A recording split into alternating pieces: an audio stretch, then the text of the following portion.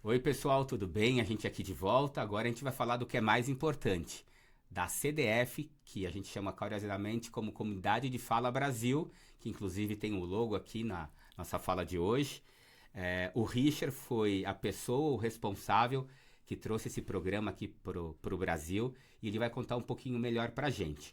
Mas antes de entrar nesse assunto, Richard, você comentou que você começou a vir para o Brasil em 2001 para ver essa questão de história de saúde mental e foi encontrar alguns usuários. Por que você quis vir para o Brasil de novo? Porque eu sempre amava o Brasil, sentia falta de não estar lá, de ficar fora do Brasil.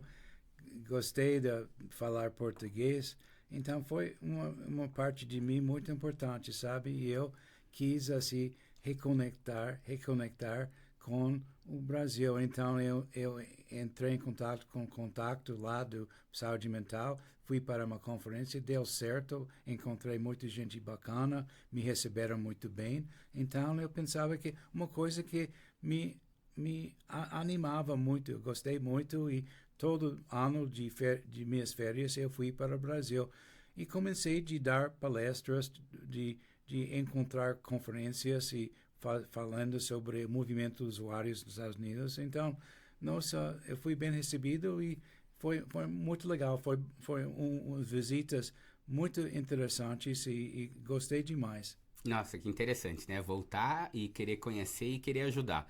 Richard, fala sobre os seus livros. Mostra ali para a câmera. Sim, o primeiro livro que eu fiz, o Movimento dos Usuários em Saúde Mental nos Estados Unidos.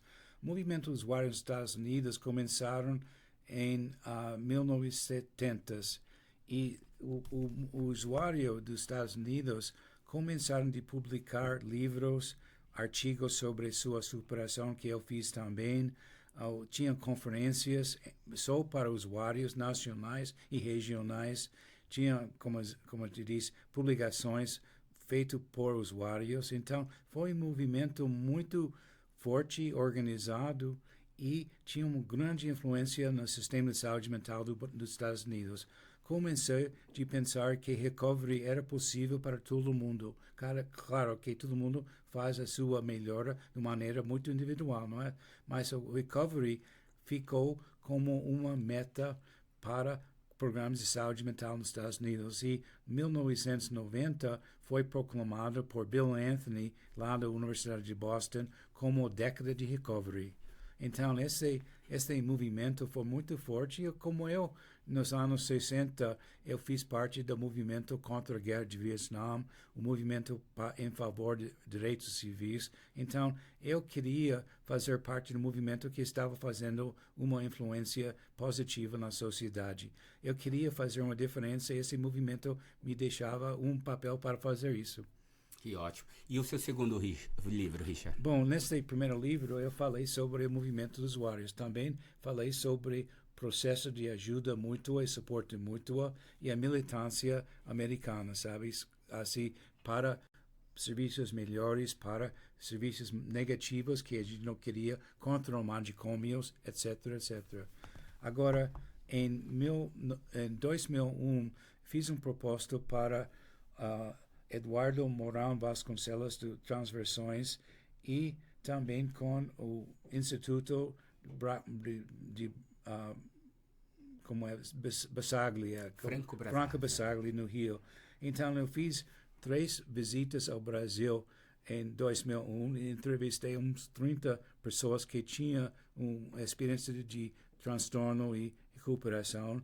E com Eduardo e o time dele, nós fizemos Mostra, este livro, mostra assim para essa câmera. Reinventando a Vida, em 2006. E como eu te disse, foi muito popular, foi ensinado em universidades e faculdades de todo o Brasil. E eu sabia que o recovery é uma coisa muito ativa no Brasil, sabe? Em 2014, eu estava assistindo uma conferência em Campinas. E lá a conferência era sobre recovery, mas na sessão sobre recovery, as pessoas lá, os profissionais brasileiros, disseram que não sabia muita coisa sobre recovery porque não tinha muitas experiências de pessoas que tinham uma experiência de recovery, de superação. Então eu levei isso como uma missão. Eu voltei para os Estados Unidos pensando que ia fazer um programa para capturar a experiência de recovery dos brasileiros. Então, naquela época, eu já tinha levado para Connecticut um programa que se chama Na Nossa Própria Voz, que era um programa onde 2 usuários americanos falaram sobre suas experiências da transtorno recovery, 5 segmentos. Foi muito popular. Eu ganhei um prêmio para isso, se chama Quebrador do Estigma no Connecticut. Então, eu pensei, puxa, este programa seria bom para o Brasil se eu adaptava para a cultura brasileira. Fiz isso em 2015. Eu vim aqui a São Paulo, falei com Cecília Velares e ela me ajudou, recrutou pessoas para treinar a fazer o programa de comunidade de fala.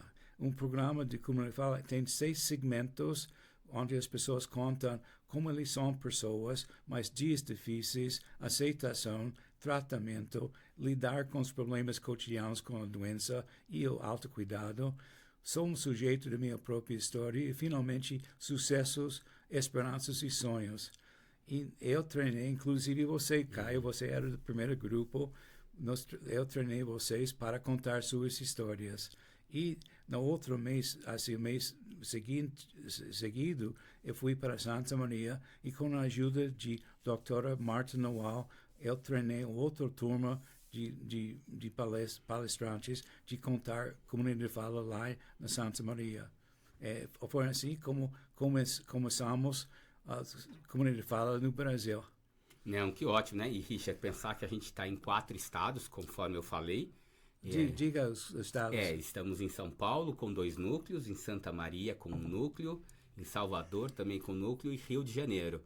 E a gente está indo essa semana, né? Estamos aqui no comecinho do mês de abril, estamos planejando, né? Estruturando mais o nosso 6º núcleo ou 5º estado lá em Florianópolis.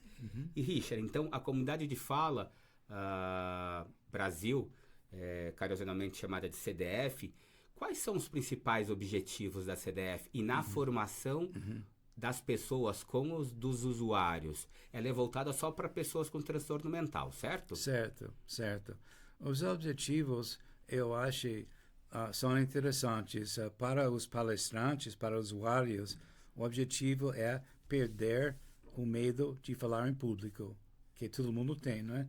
Outro objetivo foi para criar mais confiança de contar de fazer sua história, depois contar sua história, dar uma confiança, particularmente quando a plateia aprecia e aplaude e fala depois das apresentações. Outro objetivo é fazer novas amizades, porque muita gente que tem transtorno é muito isolado, então vem fazer um projeto em comum e faz amizade com as outras pessoas. E tem também um sentimento de pertencimento, porque por causa do estigma, por causa da isolação das pessoas que têm transtorno, fica sem pertence a nada. Muitas vezes até a família corta relações. Então as pessoas estão prontas para pertencer a um outro projeto com outras pessoas. Então, esses são os objetivos para os palestrantes. Para as plateias, os objetivos são para ser informado como é realmente viver com saúde, com transtorno mental. Porque você sabe que no Brasil tem um estigma muito grande, né? O estigma diz que depois do diagnóstico, a pessoa não tem mais vida, é morto. Mas os palestrantes mostram à plateia que tem uma vida, que é uma vida ativa, com sentido e com um futuro, sabe? Isso é uma quebra do estigma e também um outro objetivo para a plateia é para responder às suas perguntas, porque na apresentação as pessoas param depois de cada segmento para deixar o plateia fazer suas perguntas e comentários. Então, para muita gente, isso é muito esclarecimento dos problemas de saúde mental para eles, sabe? E eu acho que este objetivo para a plateia é a esperança, porque as pessoas que muitas vezes assistem nossos programas têm familiares, amigos, colegas que têm transtorno mental e eles veem que o futuro é possível, eles saem com uma esperança para seus pessoas amadas também. Não, ótimo, Richard. Eu acho que que já participo há 9 anos, concordo com tudo que você falou. E eu sou uma outra pessoa a partir do momento que eu fiz parte do treinamento. Diga um pouco as mudanças que fizeram depois da participação da comunidade Fala, Caio. Agora em março a gente fez 9 anos, né? Eu até estava conversando com a minha esposa, com a Kátia. Quando eu fiz, eu estava muito inseguro. Até mesmo porque eu vinha da minha última crise. Eu tinha tentado algumas coisas e não tinha dado certo. Não tive esse apoio que você teve daquela profissional, né? E você tem um emprego apoiado, um apoio mais inclusivo. E me sentia muito sozinho, né? Porque eu tinha uma posição importante, né? No mercado de trabalho e perdi tudo aquilo. E quando eu fui fazer o treinamento, eu encontrei uma oportunidade para dizer um pouco sobre as minhas dores. Mas não como coitado, como vítima, nada disso. Mas assim, mostrar para as pessoas por quanto sofrimento, no meu caso eu, que tenho um transtorno mental, eu passava. E isso gerava uma incompreensão dentro de casa, com os amigos, né? E pelos lugares que eu tinha passado. E com esses 9 anos eu vejo uma mudança drástica, muito positiva.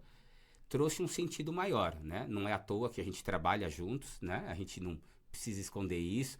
Eu tive muitas oportunidades, a CDF me abriu caminhos, mas a minha trajetória como Caio também abriu caminhos, né? Então, fala sobre o